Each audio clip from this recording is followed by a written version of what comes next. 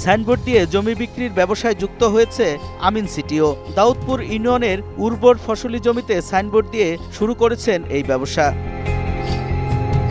২১-এর চোখের টিম সংবাদ সংগ্রহে গেলে তারা জানান নিজেদের কেনা জমিতে সাইনবোর্ড দিয়েছেন তারা। আমরা জানতে চাই সাইনবোর্ড এলাকায় সব জমিই তাদের কিনা। সেই প্রশ্নের উত্তরে জানান অধিকাংশ জমি এখনো বিক্রি করেনি মালিকরা।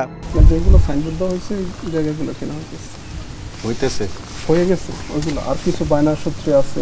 আমরা আনুষ্ঠানিক বক্তব্য নিতে চাইলে শুরু হয় গড়িমসি। আমার যতটি সাইনবোর্ড